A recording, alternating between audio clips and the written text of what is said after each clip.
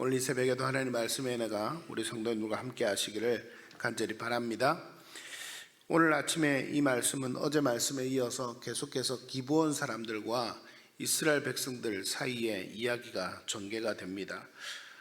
이 이야기를 통해서 우리가 볼 수 있는 것은 하나님의 말씀에 순종을 하며 하나님의 말씀을 듣고 하나님의 뜻을 깨닫고 하나님의 말씀에 순종하며 나아가는 것이 참으로 중요하다 하는 것을 우리가 다시 한 번 더 말씀을 통해서 볼 수 있습니다. 이제 이스라엘 백성들은 한 사흘쯤 지난 다음에 이제 가나안 땅에 정령하러 이제 돌아다니는 가운데에 행군을 하는 가운데 이제 기브온 땅에 이르게 됩니다. 그래서 이 기브온 족속들을 만나게 되는데 그제서야 자신들이 했던 약속이 먼 나라에서 온 나라가 아니라 바로 가나안 땅에 있는 기브온 족속들이라는 것을 깨닫습니다. 그리고 알게 됩니다. 그리고 족장들이 원망을 듣습니다. 원망을 들으면서 이제 그 땅의 주민들을 하나님께 다 죽이라고 명령하셨는데 그 땅의 주민들을 다 죽이지 못하는 기브온 족속들을 자신들이 화친 조약을 맺은 대로 살려야 되는 그런 처지에 처하게 되니까 이스라엘 백성들에게서 족장들이 원망을 듣는데 어떤 원망을 듣는가 하면 하나님이 그렇게 말씀하셨는데 우리가 이 백성들을 살리면 하나님께서 우리에게 진노할 것이 아니냐. 그래서 족장들을 원망하는 결과를 낳게 됩니다. 여러분 한번 보십시오. 하나님의 말씀을 이 교회를 이끄는 지도자들은 항상 어떤 일을 결정할 때 하나님께 묻고 하나님의 응답을 따라 결정해서 인도해 나가는 것이 얼마나 중요한지 그들을 따르는 이스라엘 백성들에게서 결국 이 원망을 듣고 지도자와 그 회중들 사이에 분열을 낳게 되는 그런 위기가 찾아오게 된다는 사실을 오늘 이 말씀을 통해서 우리는 보게 됩니다. 그런 거로 지도자들은 항상 깨어 있어야 합니다. 어떤 일을 결정할 때 하나님께 묻고 하나님을 의지하고 하나님을 따라서 행하는 것이 얼마나 중요한지 또 우리 공동체가 하나님 앞에 나아가는 것이 얼마나 중요한지 늘 시시때때로 묻고 하나님의 뜻을 구해야 합니다. 그리고 하나님의 인도하심을 따라 행하는 것이 중요합니다.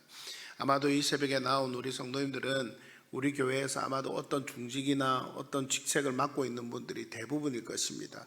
늘 하나님께 물을 수 있는 여러분이 되시기를 간절히 바랍니다. 그리고 하나님의 뜻을 따라서 순종하겠노라. 하나님의 뜻을 따라서 인도함을 받아 나아가겠노라. 그렇게 결단하고 하나님 앞에서 그렇게 행할 수 있는 은혜가 늘 우리 가운데 있게 되기를 축복합니다. 또 한 가지 계속해서 말씀을 전개하는데 이제 이런 위기 상황 가운데서도 하나님께서는 오늘 말씀을 통해서 보면 이스라엘 백성들과 족장들 사이에 이런 위기가 있었지만 이 위기가 큰 충돌로 이어지지는 않습니다. 그것이 어찌 되는 일인가 하면 이 족장들이 지혜를 냅니다. 그래서 이스라엘 백성들을 향하여서 이들을 죽이지 못하리라 하고 난 다음에 이들에게 이제 어차피 죽을 인생들이었으나 이들의 속임으로 말미암아 이 이스라엘 백성들의 일부가 된 이들을 향해서 어떤 조처를 내리는가 하면 이들이 앞으로 이스라엘 백성들의 종이 되게 합니다. 그래서 이스라엘 백성들을 위해서 하나님의 성전 제사를 위해서 그들이 물을 깃고 나무를 패는 자가 되게 합니다. 즉 이스라엘 백성들의 종이 되었다는 말씀이죠.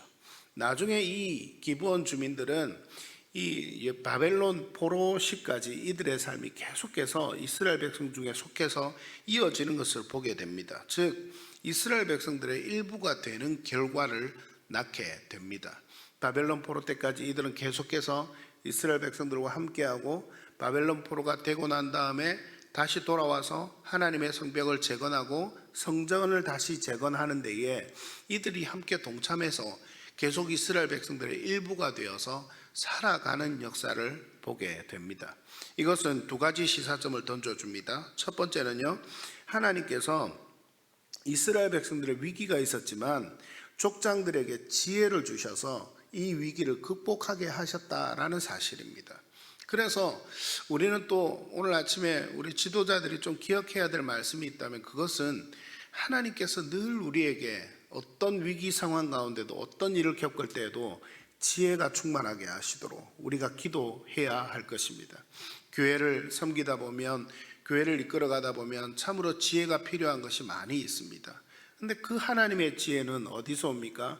늘 하나님이 이 공동체를 바라보실 때에 정말 사랑하고 정말 세우고, 하나님은 우리 마산동강교회를 보실 때에도 71년 동안 이곳 가운데서 인도해 오셨는데 하나님은 우리 공동체를 얼마나 사랑하시겠습니까? 그러니 지도자들에게 지혜를 부어주시고 은혜를 부어주시지 않을 수가 있겠습니까? 그리고 우리 성도님들도 늘 기도해야 되리라 믿습니다. 우리 담임 목사님과 모든 지도자들을 위해서 기도할 때에 하나님 지혜가 충만하게 해주십시오. 어떤 상황 가운데도 하나님이 주시는 지혜로 이 마산동강교회라는 이 공동체를 잘 섬길 수 있도록, 잘 이끌어갈 수 있도록 하나님 지혜를 더해 주시옵소서. 그래서 어떤 위기라도 하나님의 은혜 가운데서 은혜로 나아가게 되는 역사가 늘 있도록 우리가 기도해야 할 것입니다. 오늘 아침에 그렇게 기도할 수 있는 우리 성도님들 되시기를 간절히 바랍니다. 또 이 사건 가운데 하나 바라볼 것은 바로 기브온 족속들의 입장에서입니다. 기브온 족속들은 그렇게 자신들이 거짓말을 했습니다. 거짓말을 한 것이 무엇 때문이었습니까? 이제 여호수아가 이 기브온 주민들을 불러서 묻습니다. 아마도 그 기브온 주민들의 지도자를 불러서 물었겠지요. 왜 우리에게 이렇게 하였느냐? 왜 우리를 속였느냐? 그렇게 물으니 그들이 대답하기를 뭐라고 대답합니까?